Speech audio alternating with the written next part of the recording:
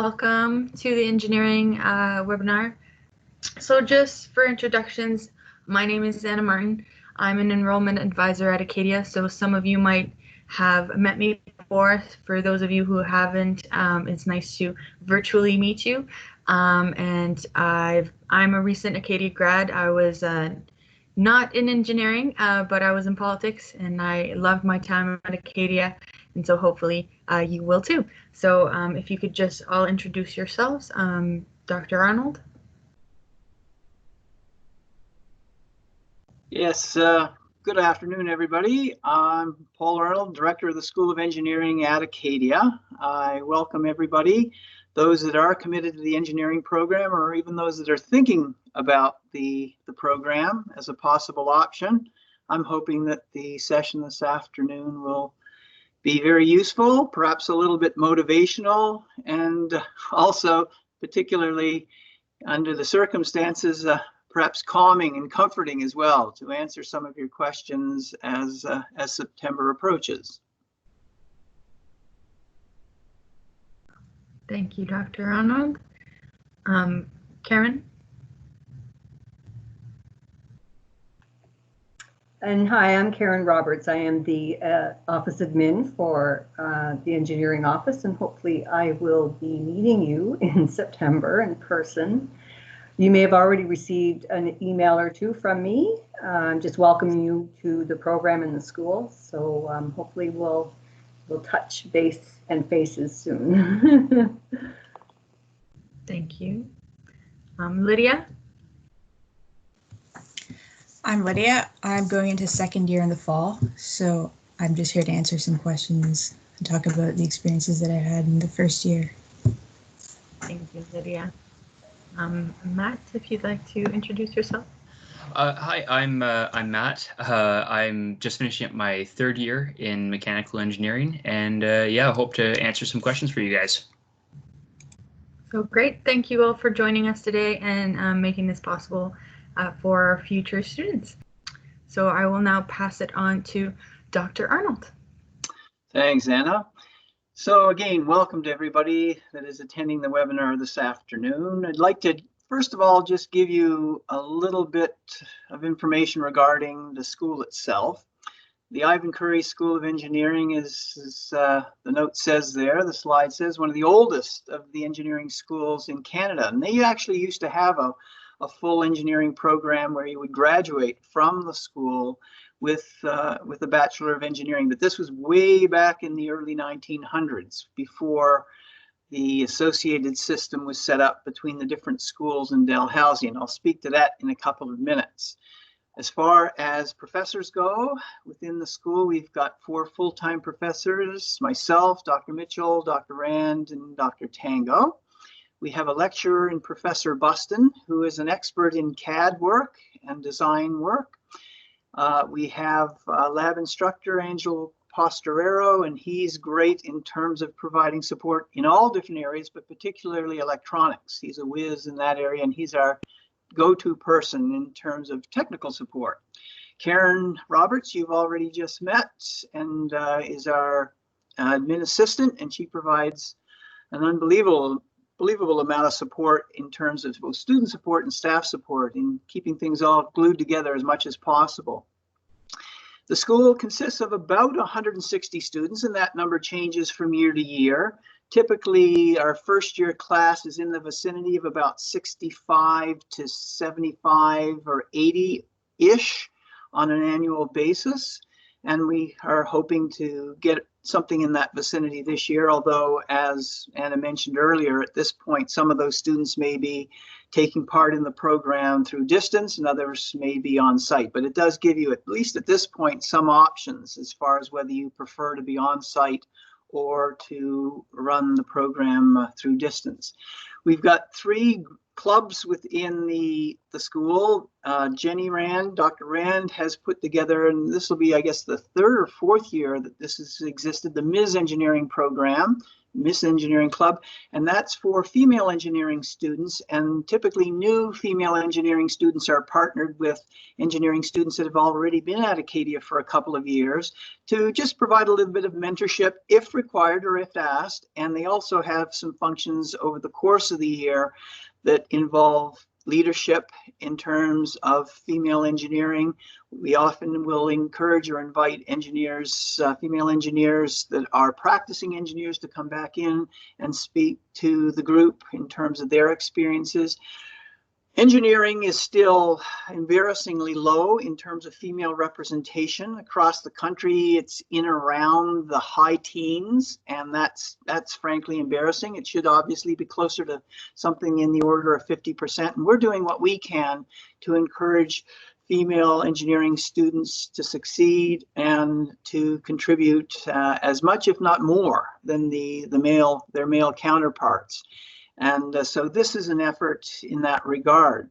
You may be interested in knowing that Engineers Nova Scotia, the provincial organization that gives out licenses to engineers, their objective is to have 30% female registration as professional engineers by the year 2030. And that's obviously 10 years away, and that still at 30% is embarrassingly low. But nonetheless, progress doesn't always happen overnight, and it's usually takes time and takes effort. And so the Ms. Engineering program is a step in that right direction.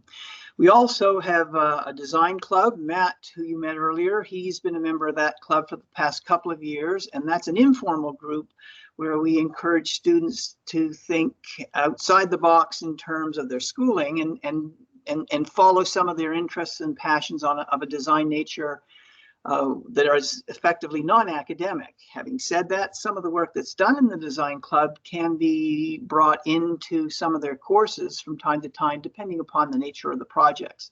And so that's an effort again to try to encourage students to think about engineering from a personal point of view and developing projects that they would like to complete. We have a workshop downstairs, and we have an electronics lab as well that allows students to use some of the bits and pieces that we have available on site, and also the faculty is willing to help where there is common interest in terms of advancing various types of projects.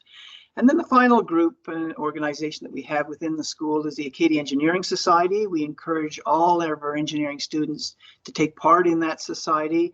Every March of every year, we have an Acadia banquet that's led by the students. And in addition, there are a number of social activities that take place over the course of the year that encourage and foster some collaborative and collegial activities. Danielle, next slide, please. Thanks. Now, I'd mentioned earlier about Acadia being fairly old in terms of the engineering program. Nowadays, it's a little unique to other provinces. In many places within the country, you start and end your engineering program at the same school. And in Nova Scotia, it can be a little bit different. So you can still start and end your program at Dalhousie, but we have what's called the Associated University System, or AU system. And there are 4 universities in addition to Dal that you see there in front of you: Acadia, St. FX, Cape Breton University, and St. Mary's universities that feed engineering students into Dalhousie. So all those schools, including Dalhousie, have a 2-year program and provide the first 2 years of the engineering education.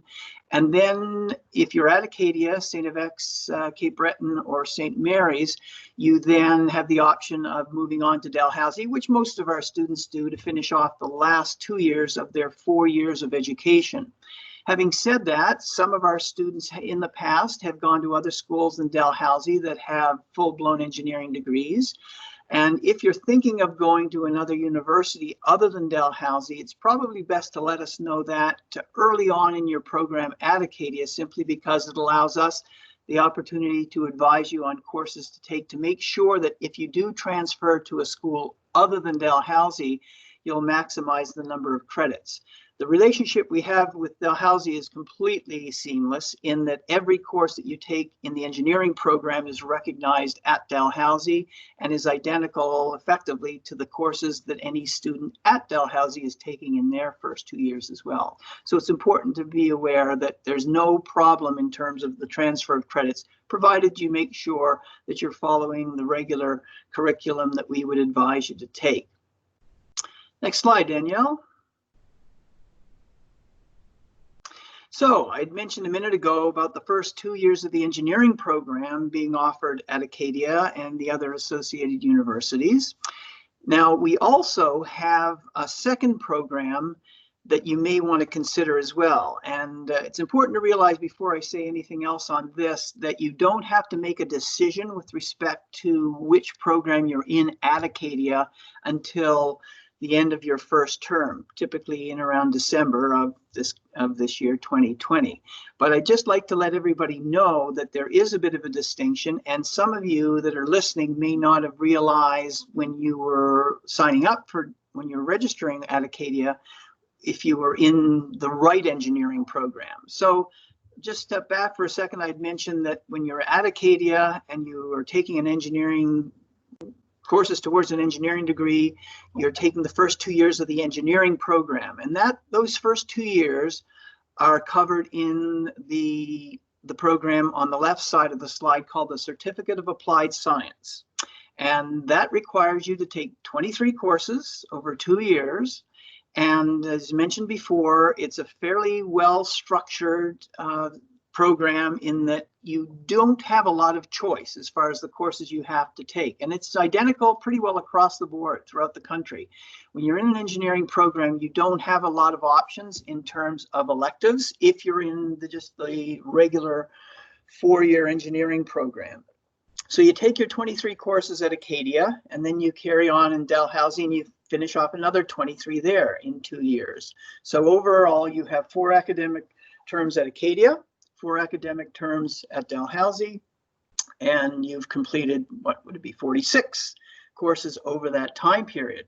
Now, if you divide 46 into 8, that's a little more than 5 courses a year. In fact, many of your terms are going to be on what they call overload, in that you're taking 6 courses a term. And again, that's not any different than anywhere else in the country.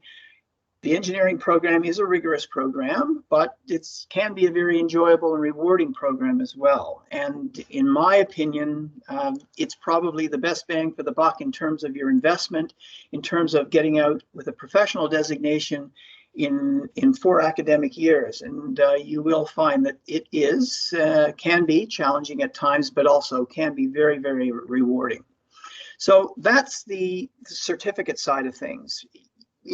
Finishing off your program at Acadia, you've finished 2 years, you've got your 23 credits, and you move on to Dalhousie, and so you've earned your certificate. Now, the other option to consider is a 3-year program at Acadia rather than 2, and being 3 years, you're obviously there for an extra year, but what it does is allow you to take a regular load of 5 courses a year. You'll notice the bullets there associated with the column on the right-hand side. You take it over 3 years, you take 30 credits divided by 3 years. That's 10 courses a year, 5 courses a term, which is considered a regular load. And in those 30 credits, you're also taking the 23 courses that are associated with the engineering part of the degree. And in this case, you actually get a degree as well as the certificate. So I hope I'm clear. It can be somewhat confusing, and many of you that are listening probably weren't aware of the distinction between the two, whether you were signing up for the CAS or the BASc. But I want to make it real clear right now, and Karen will also confirm this, that you don't have to worry about whether you're in the CAS or the BASc at this point, because we'll straighten things out later on, and you don't have to worry at this point. The first term of the first year is identical for both streams, and it does give you the opportunity to change from the CAS to the combination if you'd like, or to go from the combination back to the CAS in December. So don't fret at all about which of the 2 programs you've registered for at this point, because it really doesn't matter. But you'll be more comfortable and familiar with the difference and the distinction, and then furthermore, a decision towards the end of this year as far as whether you want to stay in the CAS or include the BASc, or if you're in the BASc and the CAS combination, want to move back to the certificate in the 2 years, because again, the first term of the first year is the same for everybody. Because you've got 30 credits, you also have the opportunity to pick up a couple of other courses in things like arts and science and professional studies. And so you can make up the additional 7 courses in a lot of different areas that you may have a secondary interest in other than engineering. And the fourth point there on the right-hand side, combining the CAS and the BASc basically gives students 2 degrees after completing your program at Dell, plus the certificate. So in other words, you spend the extra year at Acadia over 3 years and then go on to Dell for 2 years of academic work. You'll have 2 degrees. You'll have your Bachelor of Applied Science, you'll have your Bachelor of Engineering, and you'll also have your Certificate of Engineering, which is what you need to transfer into Dalhousie. So I hope that's all clear, and certainly if you have any questions towards the end of our session today, please feel free to ask them. Couple of comments down below, you'll notice that both of these programs are going to lead to professional engineering degrees, as I alluded to earlier. And both of them will give you complete acceptance into Dalhousie. And again, you don't have to decide anything until that first term is over as far as which of the 2 options you'd like to pursue. When you want to think about the benefits and the drawbacks of the 3-year program versus the 2, there's a number of them. You'll notice, obviously, there's more benefits than drawbacks. Having said that, the drawbacks are fairly significant and should be considered. I won't go into a lot of detail in talking about those right now, but you can look at those and go through them. The obvious point of having an extra year overall, an extra year's tuition, can be of concern to some.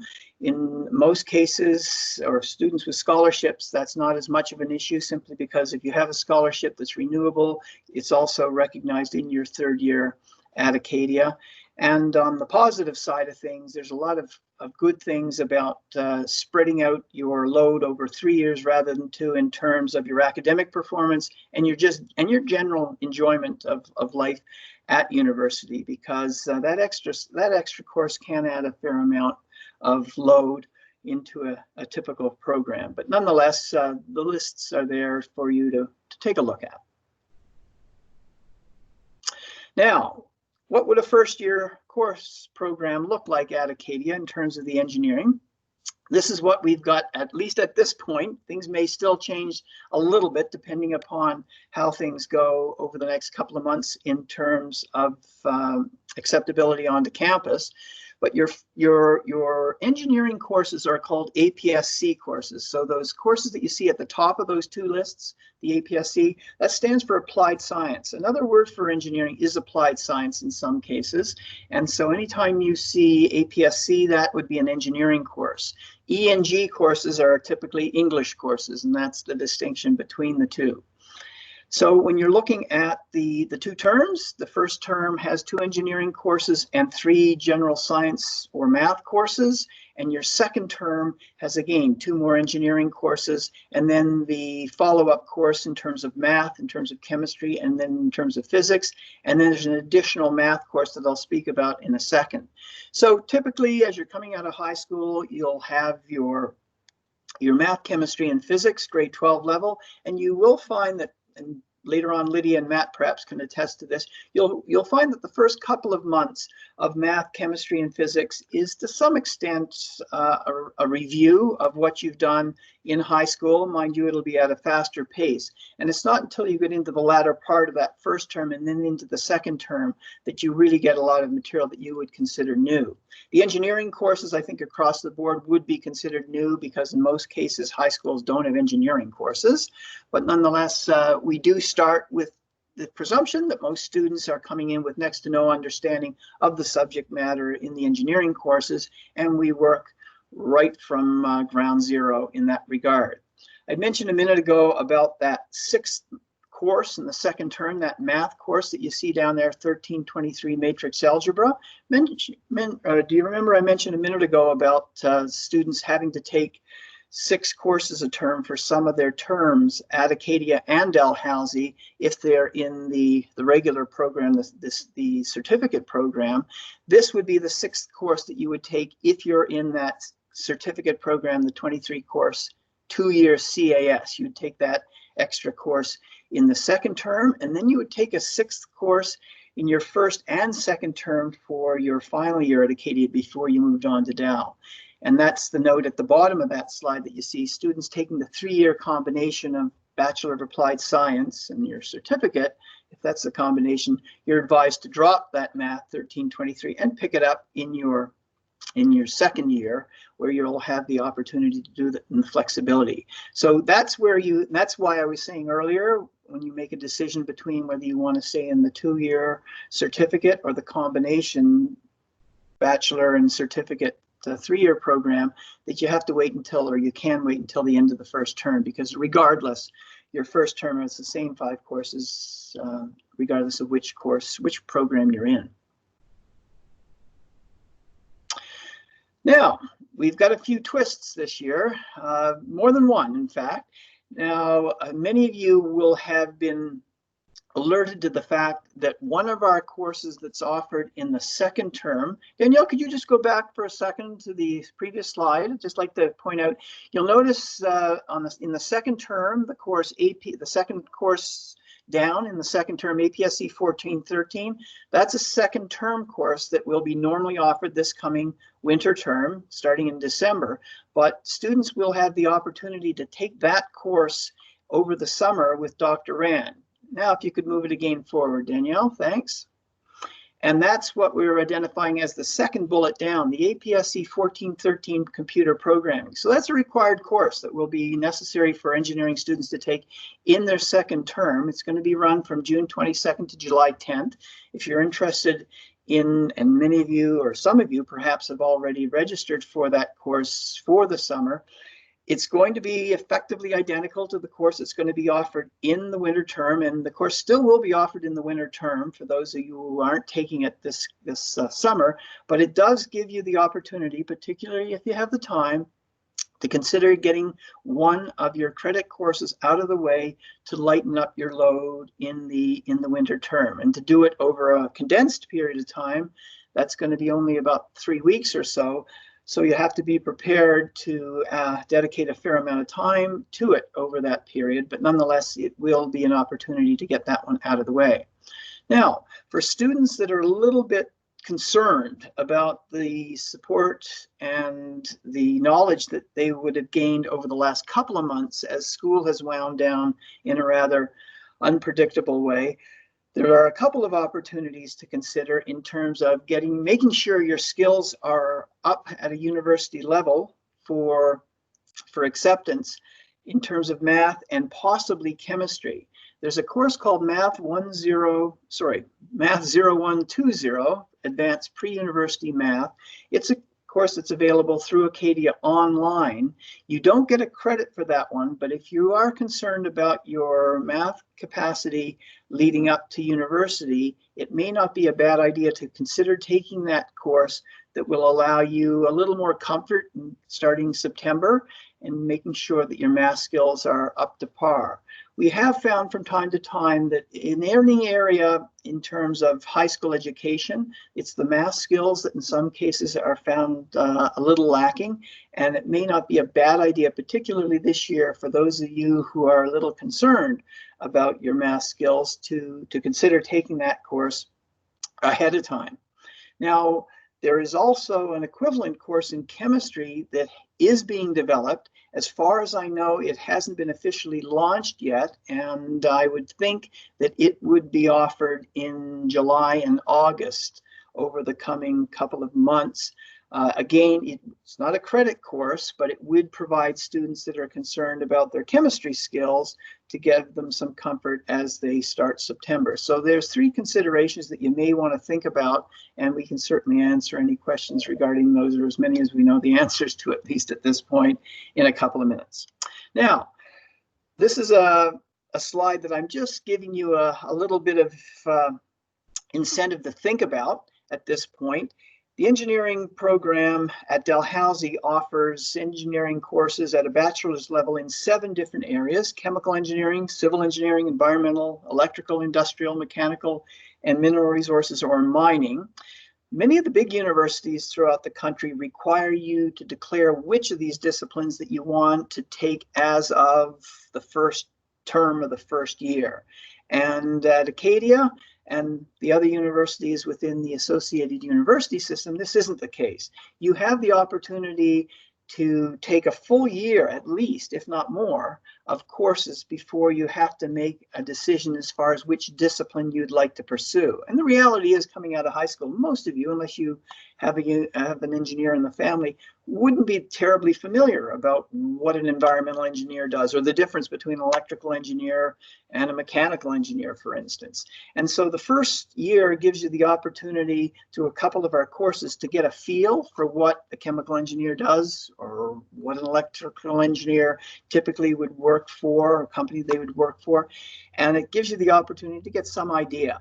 And you don't really have to make that decision as far as your preference for discipline until after your first year, if you plan to go to DAL after 2 at Acadia, or if you're in that 3-year program that we introduced earlier, the combination of certificate and bachelor's degree, you don't have to make that decision until after your second year.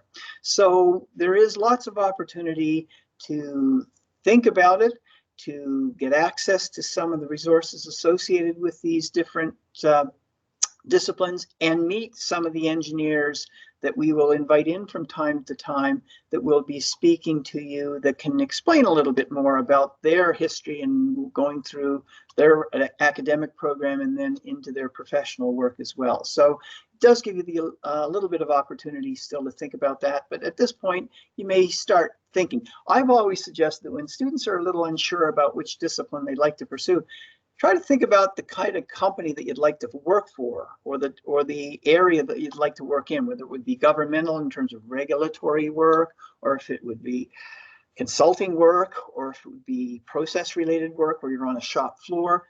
Think of the kind of company you'd like to work for, and then from there back out the type of engineer they would typically hire. So that's just a little bit of food for thought for the future.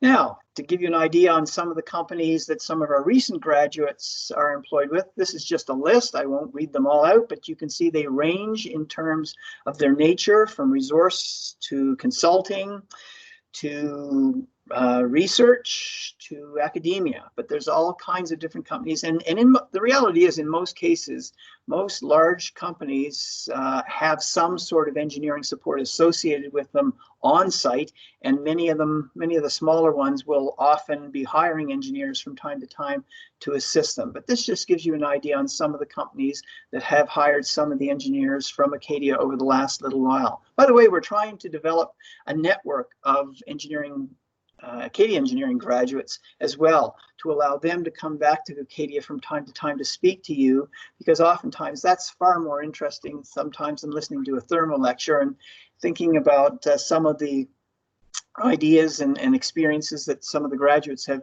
experienced over the years as they work their way through their careers.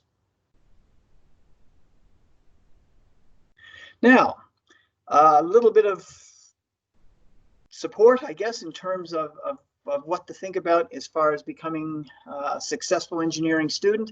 And the truth is that most of these comments, if not all of these comments, have nothing to do with engineering per se. It's got more to do with just being a good student and being successful.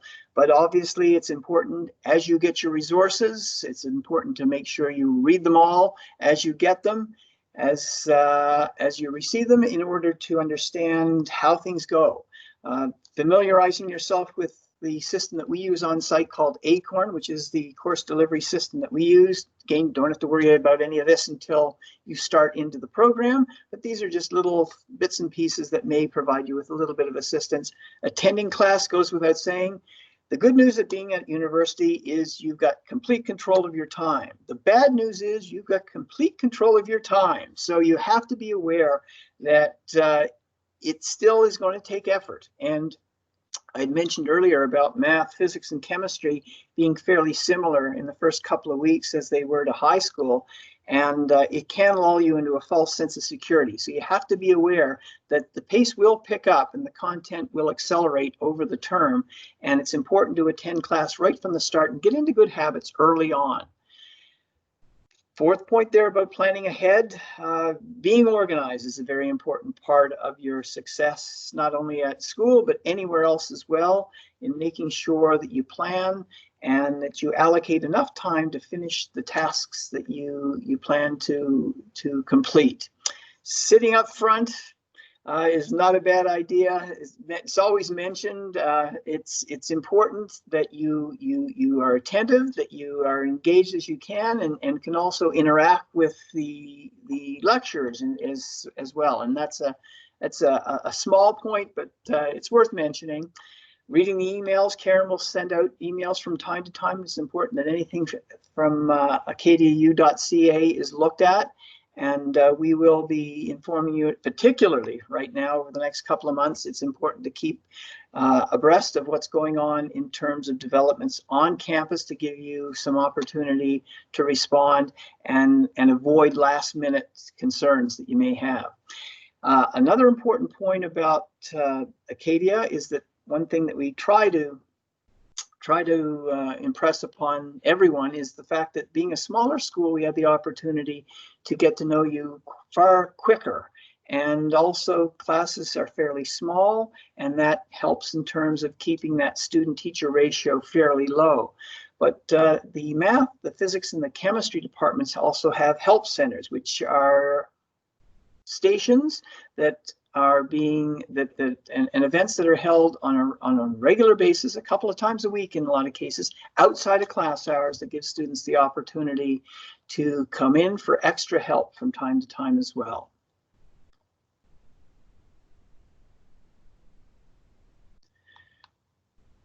So at this point, I think it's probably best that we turn things over to Lydia and Matt.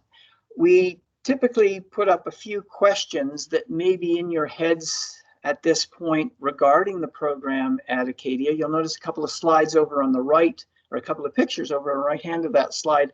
They're identifying some of the activities that take place in the workshop.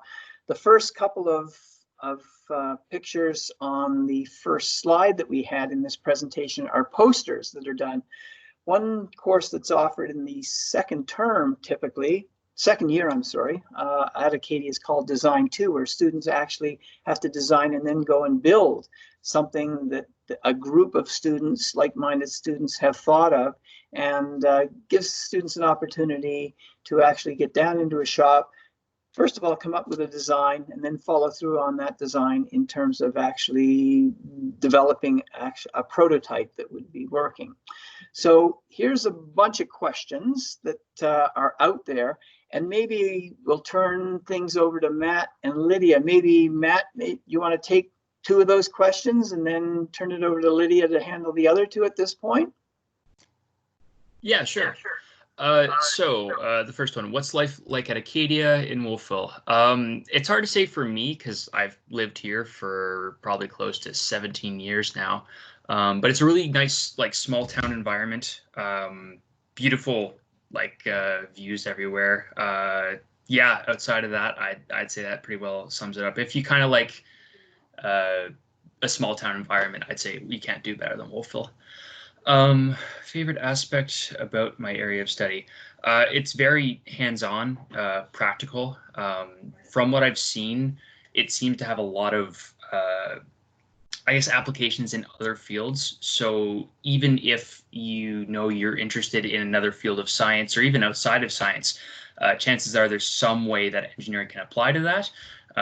So if you're kind of uncertain about what exactly you want to do in the future, I know I certainly was out of high school, I think engineering's a pretty solid bet for something like that.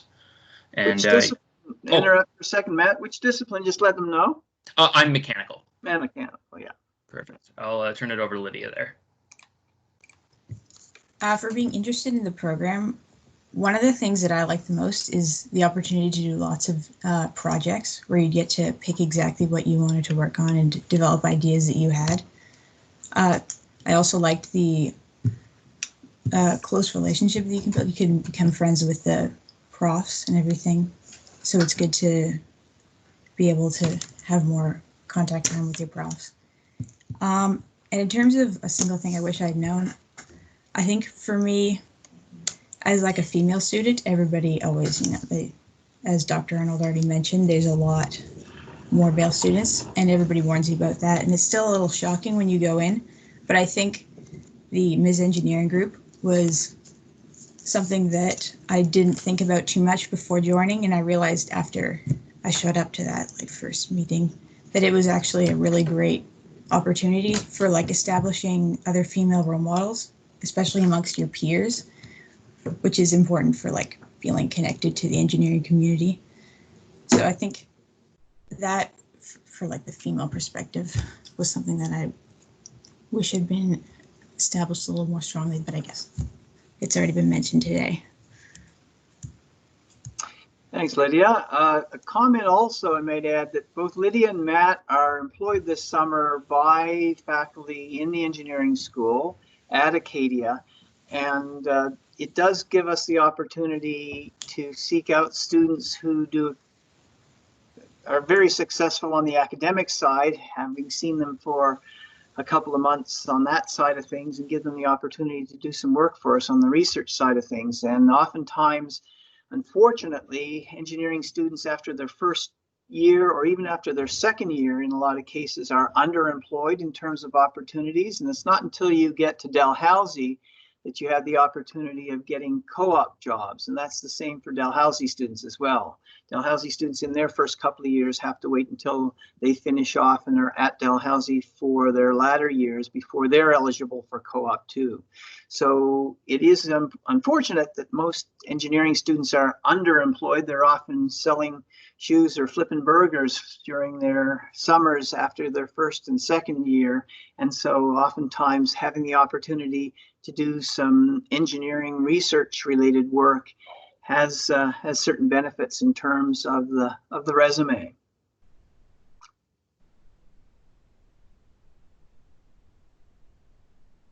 So now I think it's Anna's turn to kick back in and provide us a little bit of contact information, and then look after some of the questions that may be coming in. Yes, thank you very much, Dr. Arnold, and to the students joining us to answer all these questions. So just some future touch points. This presentation has been recorded and is being recorded right now and will be put on the Acadia website within 48 hours. So if you ever want to go back and check onto some information that might have been said today, or even if you have an interest in kind of just listening over the information that was talked about, you can find it at acadiau.ca. If you have any questions about enrollment, other programs, or etc., I urge you to send an email to acadiaforyou@acadiau.ca, and we will put you in contact with one of the enrollment advisors, so myself or some other of my colleagues. Also, if you have a specific question pertaining to the engineering program at Acadia, feel free to reach out to Dr. Arnold at paularnold@acadiau.ca, and Karen as well with her email, karen.roberts@acadiau.ca. And for everyone who might want some information on the engineering website, the web page is right there. Sarah has also put into the group chat here on the side the link, so you can go on and click on that if you'd like. And I think now we're going to move on to our live Q&A. So if you have a question at all, you can go and type it into the group chat, or if you'd like to speak and actually come on the screen, you just write down RH, which is raise hand, and I will call on you after that. So I'll give you guys a few minutes to go ahead and use the chat box. In the meantime, I actually have a question for you, Dr. Arnold. In terms of the transition from Acadia to Dalhousie, I always mispronounce it. Do students need to do an application, or is it kind of like automatic, you're done second semester, and then on your third or second, end of third or end of second year, you're just kind of, okay, in fall, I will show up at Dal? No, they do have to reapply, and this is a great opportunity to let Karen have something to say here.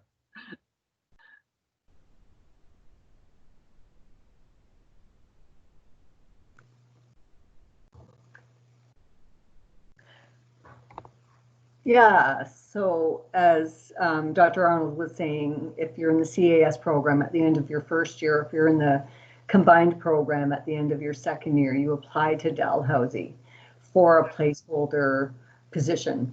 And they give you 5 choices or preferences. And they are competitive. The placeholder positions are competitive, that if you have a 3.3 GPA, you're guaranteed your first choice. And so anything below 3.3, it just is availability and the amount of people that have applied for that specific discipline. So it is definitely an application process, and you're not guaranteed first choice unless you keep a pretty good GPA. Yeah. Okay. So you might have an interest in chemical engineering, but if you do not have that high GPA, then you might not get into chemical. You might have to go into mechanical or some other field. That's true. They do give you a second opportunity in August to reapply. So what that gives you is the summer maybe to pick up or retake some courses that could improve your GPA. And then there is a final option in December. That's a little more specified in terms of you will have already taken a discipline-specific course in the fall term. So that one's not encouraged too much. It's for specific cases. But they also say, and I think Dr. Arnold will confirm this, to not be too tunnel visioned on a specific discipline, because it's all engineering. And I believe that you don't leave Acadia or maybe even Dal with an electrical engineering degree. I believe you end with a Bachelor of Engineering degree. So you're not specified. So just because you took electrical doesn't mean you couldn't get a job in a chemical engineering field. Yeah. Right. Okay. Yeah, a couple of points as well to add to Karen's comments there. As long as you've got the 23 courses that we mentioned earlier that are required for the discipline of your interest that you're accepted for, Dalhousie has to take you as long as your GPA is above 2. So remember, that's the key, keeping your GPA above 2, and 2 is a C. So that's the main objective. And the truth is that although it is competitive as far as which disciplines fill up first, really mechanical is the one that is the most competitive. And the truth is that 95% of students get into the discipline that they're interested in, and it's only mechanical that a couple of students may be disappointed in if their GPA is much below 3 typically. So it's important to realize that most people will get into the discipline that they're interested in. And also, as Karen mentioned earlier, the reality is that the beauty of engineering is that there's a lot of variety in terms of the work that you do. And there's no real silos that are created between the different disciplines once you get out. There's lots of engineers that are practicing in the discipline other than what their degree was. And it's simply they are allowed to follow their area of interest, and your value is placed as much on your experience as it is on your education in terms of the work you do. So there's lots of chemical engineers that are doing mechanical work and vice versa. And that's an important point, and that's an important benefit of being an engineer, in that you can really follow your interests and your dreams, and as things change over time, you can pursue those. Great. Perfect. I also have another question for you, either for you, Dr. Arnold or Karen. Is there a GPA that students need to keep in order to stay within the engineering program? No, but to get on to Dal, you need that GPA of 2. So okay. The rules that apply in terms of probation are the same that apply to engineering students as they do all other students as well. So I have a question here from Danielle. She asks, after students complete their second or third years at Acadia, how many students end up going to a school that is not Dal? I would say less than 5% typically. Oftentimes it's because they are closer in some cases to another school than Dalhousie, and it gives them the opportunity. In some cases, students actually end up returning home and finishing off their degree elsewhere at one of the other universities. But it is quite low as a rule. But having said that, it's not completely uncommon either. But universities are unique in that once they have students, they like to hang on to them. And so they often make it difficult to get transfer credits from other universities. And we do find that if students are going to be moving from Acadia to a university other than Dalhousie, typically the students should expect to take an extra term, an extra 5-ish courses, right, to make up the difference between what they had and what they need.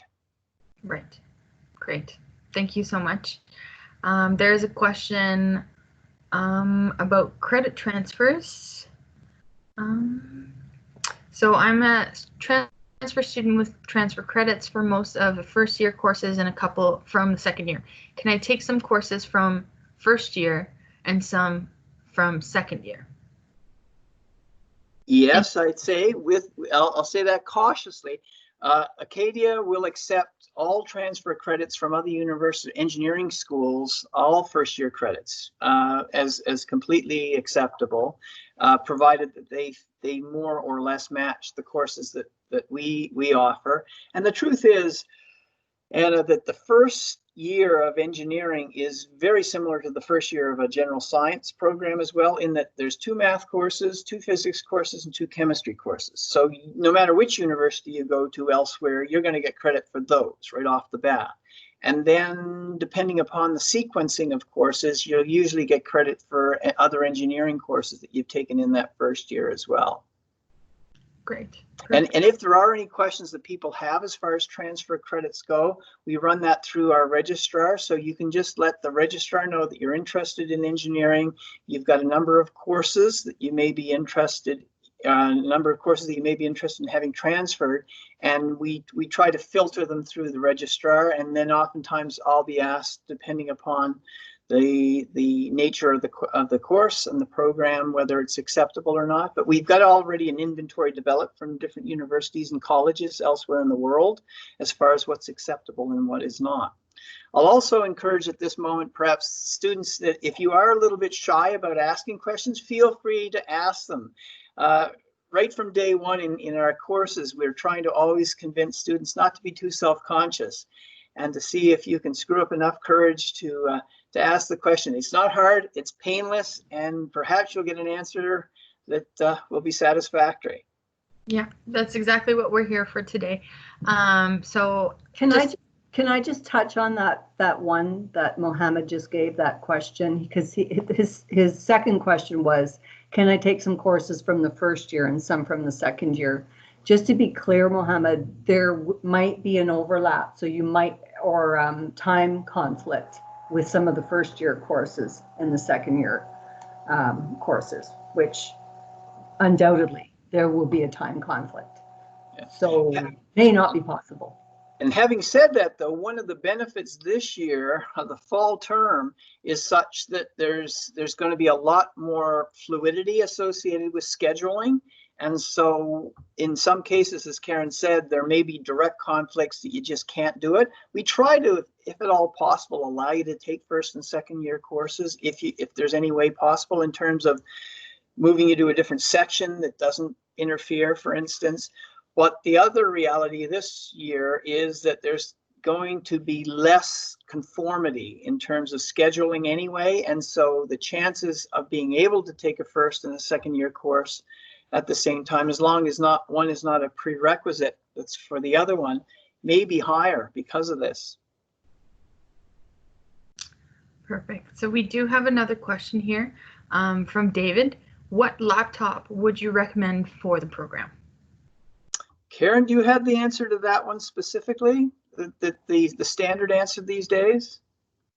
So the standard answer is any laptop that will support Windows XP 7, 10 or up. And if you have a Mac, there will be programs that you can download that will be able to support the program. I think it's easier for an HP. Is that right, Dr. Arnold? Well, yeah, easier, yes, for Software. easier for software development. But yeah, standards doesn't have to be an HP. It could be a Dell, but basically the standard non-Apple products are as if not more compatible. Let's put it that way. Great. There is a question. Can you buy a laptop through Acadia? I'm not sure. Maybe Danielle could answer that one. Did she know? Yes, you can. I'll put the link in the chat box there. That takes you directly to the Tech Services website. An interesting point. Back in, I think, mid-90s, Acadia, for those students that are listening in, back in those days, Acadia was the first school in Canada, perhaps, I won't say the world, but perhaps even the world, where all students actually had to have laptops as part of their academic program. And they were issued laptops in those days. Most students didn't have them, hadn't purchased them ahead of time, and they were at that time quite expensive as well, a lot more expensive than they are now. And in those days, students were actually issued a laptop as part of their tuition. Mind you, their tuition was a little bit higher because of it, but they called it the Acadia Advantage at the time, and it was very, very innovative. And look where we are now. Everybody's got one. Exactly, yep. So I do have another question, but for Lydia and Matt, if you guys want to hop back on, just in terms of why you chose Acadia for your engineering. That's my question. Sure, I can take that first, I guess. For me, I was local. So it was a little more of an obvious choice. It was just Acadia, 10-minute drive. But for those who it isn't that obvious, some advantages I'd say are talking to people from bigger schools. They don't get that same kind of experience with courses like design. You don't get to actually physically fabricate something and go through the design process. Obviously, stuff like one-on-one support with profs. I don't know actual numbers on some bigger schools' enrollments, but I know it's harder to get involved with those things. And it's, if you have a class size of 1,000 students plus, kind of hard to do 1,000 design projects. So big advantage there. And then you also get the small school and big school environment, because you get to have the one-on-one personal stuff at Acadia, go on to Dalhousie, where they maybe have a bit more resources for your final engineering project. So you get the best of both worlds in that way. Don't have a note to add to that. I also grew up locally, so it was many of the same decisions. I really like Wolfville in particular. As Matt already mentioned, there's like a lot of nature stuff around, and the community is really strong. There's lots of local stuff. So it's a great university experience, and like the town there's a lot to get involved with there. So yeah.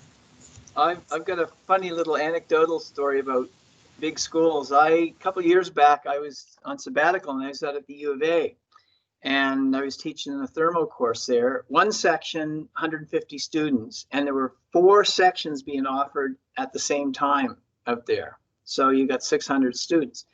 And after one of our sessions, I was shooting the breeze with one of the students, and I said to him, "What's your name?" And he looked at me kind of funny, and I said, "What?" And he says, "Nobody's ever asked me that before." And I said, wow, that was a sign to me that large schools, it's tough in the first couple of years, because you really are hard to distinguish in terms of individuality at all. We try to get names and faces matched up towards the end of the first term, but sometimes it takes a full year. But nonetheless, we try to make an effort and get names and faces matched up. Now, some of you may not like that, but in general, I think most of you do. Yeah, for sure. That's one thing about Acadia and Wolfville. For those of you who've never been here, if you are walking down the street, you will see many, many, many faces that you recognize, and you'll pass by them so many times during the course of your time here at Acadia. So you really build good relationships and a familiarity with your surroundings and your peers, which also kind of makes you feel even more at home, which is great.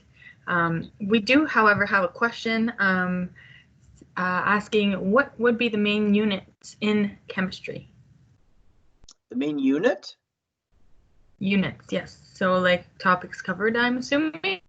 It's a general chemistry course. If you were look at any first-year engineering course in terms of the table of contents, you would find that that's basically it. It's a standard cross-section of chemical principles dealing with atomic reactions, molecular reactions, stoichiometry, a little bit of physical chemistry as well. But it's a standard, pretty well every course throughout the country, chemistry first year course is the same. And it's not that different, I mentioned earlier, than your high school chemistry, 11 and 12 combined at a faster rate, plus a little bit more towards the end.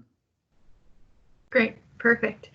Thank you, Dr. Arnold. I believe we're kind of at the end of our time, so if anyone has one last question that they really want to fit in here, I suggest you type it really quick. But if not, you can always shoot us an email. All the information will be posted again with this webinar on the Acadia U website. You can also email acadiaforyou@acadiauca.ca. .ca, and obviously you can always email Dr. Arnold and Karen for any program specific questions. So thank you very much all for joining in today, and I hope that you have a wonderful afternoon. Thanks a lot. Hope to see many of you in September.